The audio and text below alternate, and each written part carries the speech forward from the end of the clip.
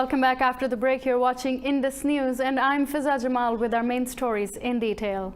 We start with the French President Emmanuel Macron, who has asked India to de-escalate and resolve the dispute over occupied Kashmir. Amidst growing international pressure on New Delhi, Macron said France is concerned over regional stability after India's recent actions.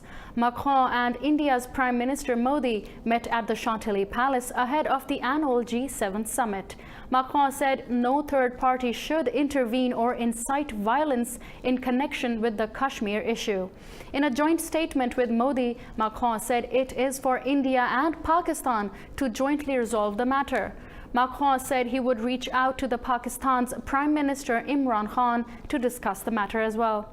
Meanwhile, the White House said US President Donald Trump plans to help calm regional tensions after India's annexation of Kashmir. In a related development, UN Special Rapporteurs have asked India to end its crackdown on freedom of expression in occupied Kashmir. In a statement, they expressed deep concern over the arrest of Kashmiri political figures, journalists, human rights defenders, and civilians. They called India's actions in the valley a collective punishment for the civilian population. The experts expressed concerns over reports of Indian forces conducting night raids on homes in occupied Kashmir. The UN Human Rights Council appointed specialists called for investigation into Indian human rights violations in occupied Kashmir. Meanwhile, UN Secretary General Antonio Guterres has urged the world to stamp out anti-Muslim sentiments and persecution.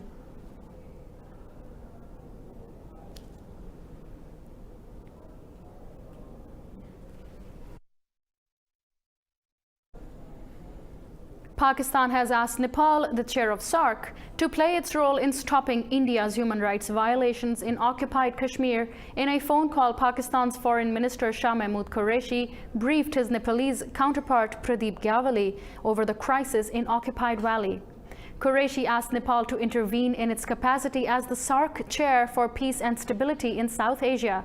Gyawali said Nepal is closely watching the situation in Indian-occupied Kashmir and called for the settlement of all disputes through peaceful means.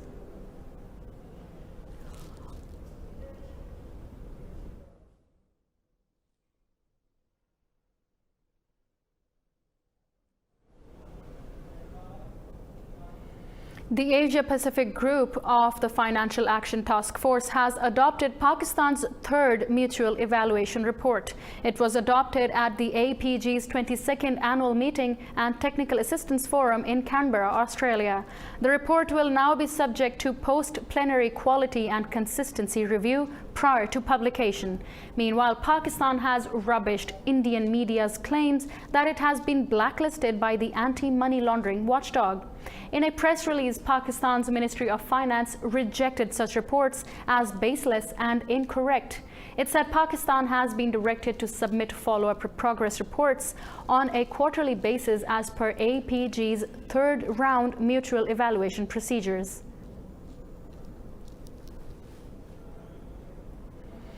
Moving on, the 9th round of talks between the US and the Afghan Taliban has started in Doha to finalize a peace deal. The two sides will discuss US troop withdrawals and a ceasefire between the warring sides in the country. After the 8th round, US Special Envoy Zalmay Khalilzad said excellent progress was made with the Taliban.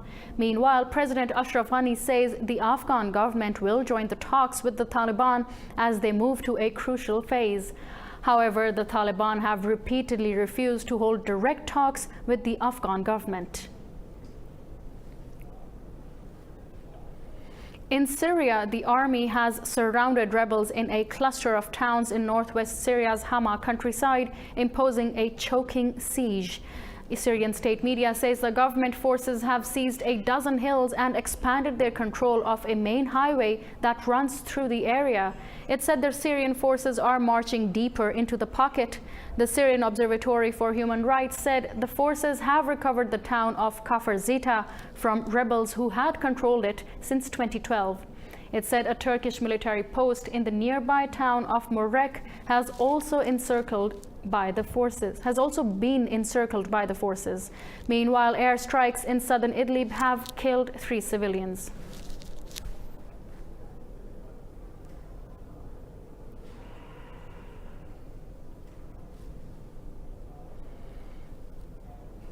UN Special Envoy to Yemen, Martin Griffiths, has met with Houthi rebel leader Abdul Malik al-Houthi in a bid to revive stalled peace talks. In a tweet, Griffiths said he discussed ways of implementing the peace agreement struck last December during their meeting in the capital, Sana'a. He said talks were focused on resuming a political process to end the conflict between Houthis and Saudi-backed government. Last year, the UN mediated a ceasefire in Hodeidah and 2 other port cities. Both sides have since failed to withdraw forces from the city, the lifeline for humanitarian aid into Yemen. Meanwhile, the UN says a loaded oil tanker stranded off Yemen's coast threatens to cause an environmental disaster in the Red Sea.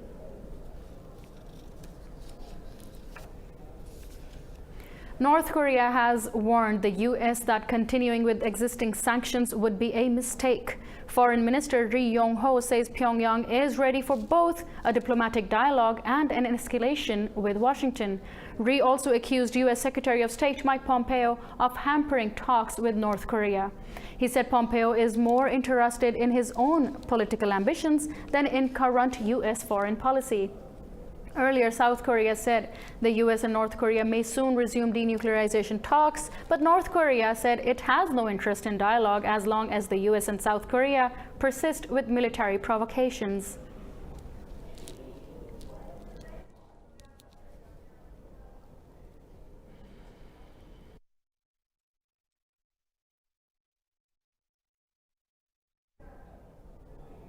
Italy's President Sergio Mattarella has given the country's main political parties until Tuesday to form a workable coalition. He said Italy will need fresh elections if a stable government cannot be formed. Five Star Movement and Forza Italia party leaders met Mattarella to discuss the crisis of Prime Minister Giuseppe Conte's resignation. Forza Italia leader Silvio Berlusconi says snap polls should be held if a new center-right government cannot be formed. But Five Star Movement leader Luigi Di Maio says he is working to form a new government and avoid elections. Five Star is in coalition talks with the center-left Democratic Party after its alliance with the far-right League Party collapsed.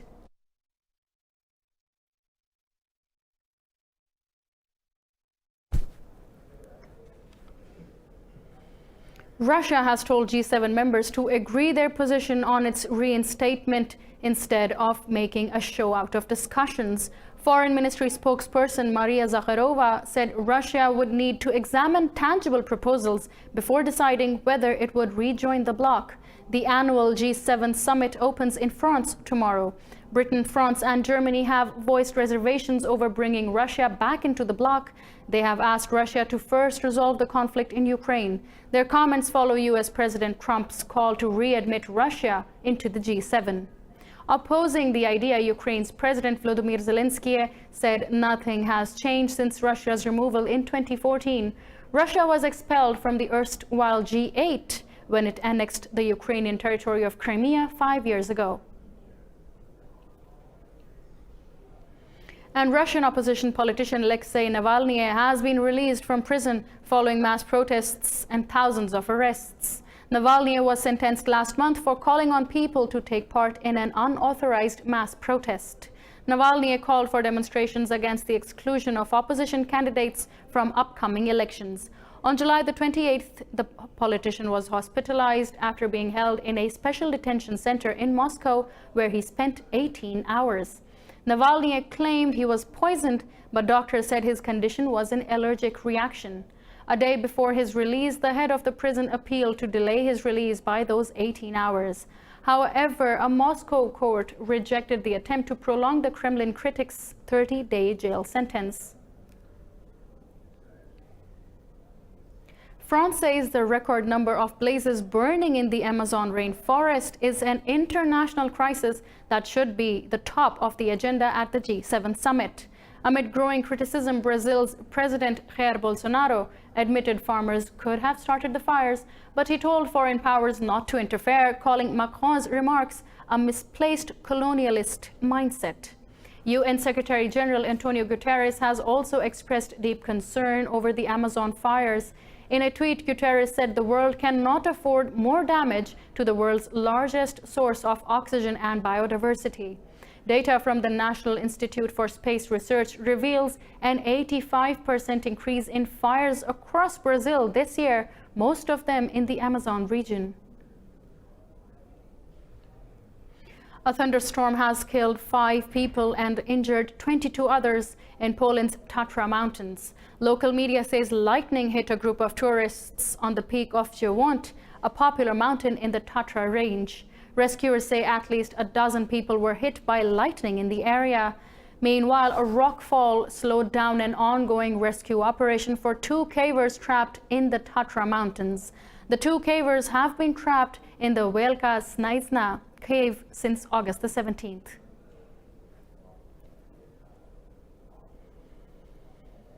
United Nations investigators have said violence perpetrated against Rohingya women and girls by Myanmar's troops showed genocidal intent. This comes as talks on the repatriation of Rohingyas in Bangladesh stalled after refugees refused to return to Myanmar voluntarily. UN investigators have accused Myanmar's government of failing to hold anyone accountable for the ethnic cleansing of Rohingyas in 2017. The Myanmar military's atrocities forced 730,000 Rohingyas to seek refuge in neighboring Bangladesh. Investigators say they have collected raw data on alleged perpetrators. Their names were added to a list to be shared with UN Human Rights Chief Michelle Bachelet. What is important for us in this report is that the men are separated from the women. The women are then were taken to a house. In this house, they were gang raped in a situation of sexual slavery for days, and later they burnt the house down. Now it's time for me to take a very short break, but don't go anywhere because coming up next in the Bulletin,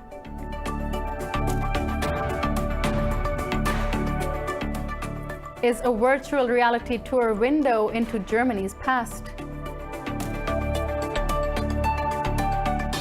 And satirical storm Area 51 event lures 2 million people.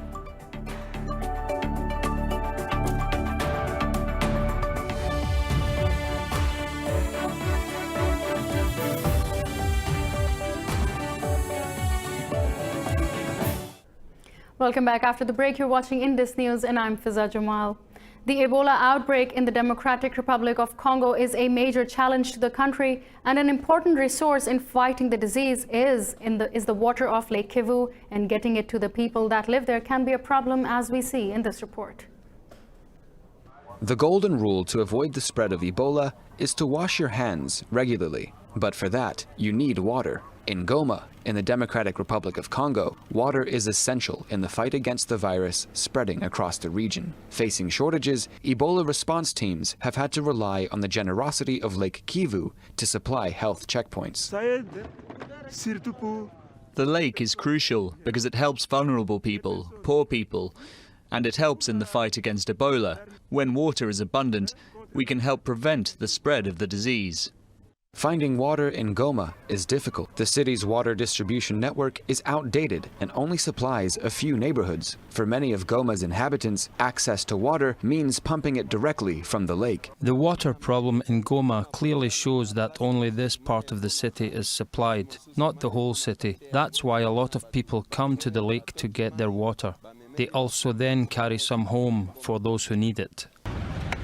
On a daily basis, entrepreneurial water suppliers organize several trips. The lake water is treated with chlorine and then distributed to reservoirs in the region. Water towers like these require 5,000 liters of water per day. If the lake wasn't there, it would be catastrophic. Maybe the response teams would get water from elsewhere, maybe in Rwanda, in Sake, but it would be catastrophic. We would not even survive. We wouldn't survive because the lake is our only source of drinking water. Lake Kivu is an essential force in stopping the spread of Ebola and an invaluable resource for the local population. For the people that live on its shores, the waters of Kivu give, shape, and preserve life. Have you ever wondered how your city came to be as it is now and what people saw on the same streets you walked through? Well, now Berliners can. This report shows Berlin's time ride into how things used to be in Germany's past using virtual reality. Time Ride is an attempt to time travel, tracing how the glimmering city of Berlin came to be as it is now. The company was founded at the end of 2016 by Jonas Roth in Munich. The exhibition is based in 4 cities: Munich, Berlin, Cologne, and Dresden. As part of a guided exhibition, visitors can journey back in time to a historical period characterizing the city.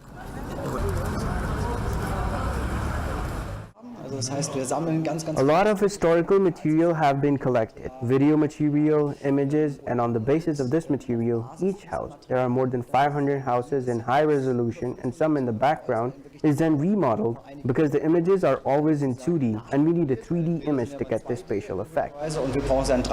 In Cologne, city life is revived at the beginning of the 20th century. Dresden awakes to the splendor of 1719 during the reign of August the Strong. The guests can take a seat in Cologne tram or a Baroque carriage, each according to the time and place. Other cities and epochs are already being planned.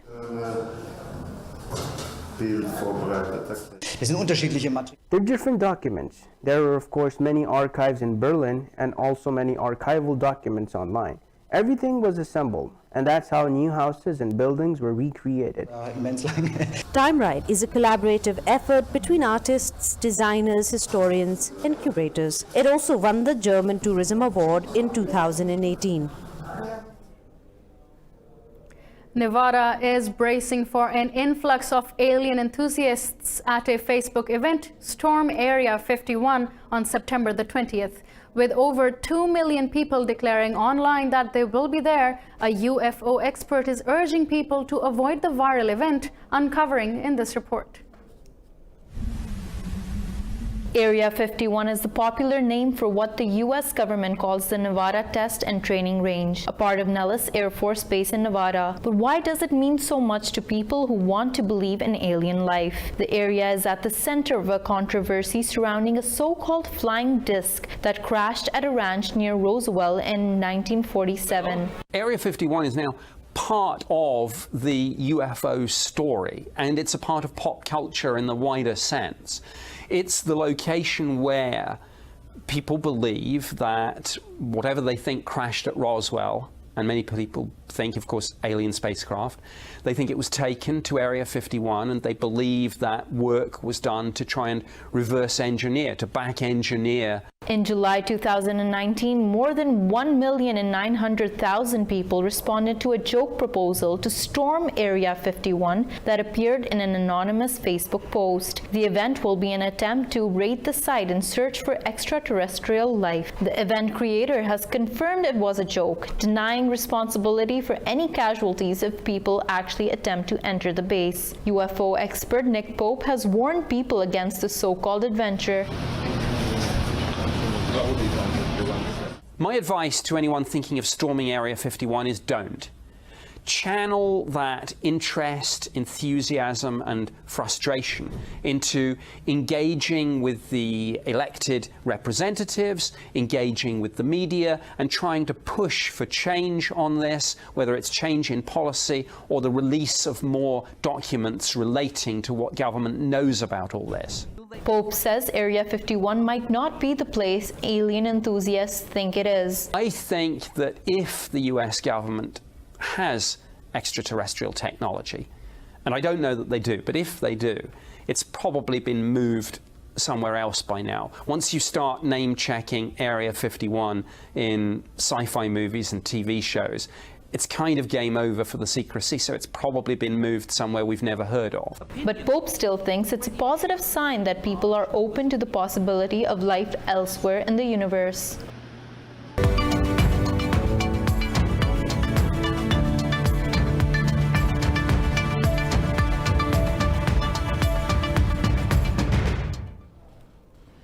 German car maker Volkswagen says it is not interested in acquiring a share in American automaker Tesla.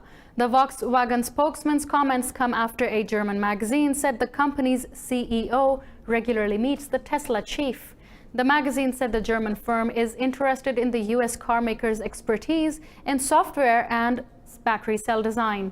Tesla has so far rebuffed Volkswagen's efforts at striking an alliance.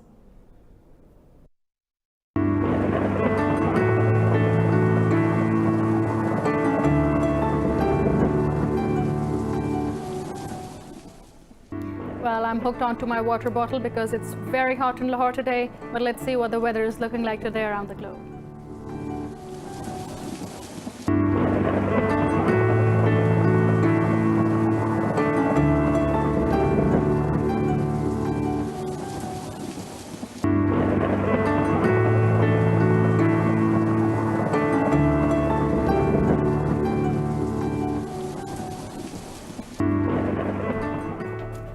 These are all our main stories in detail I have for you this hour. For further updates, stay tuned to Indus News.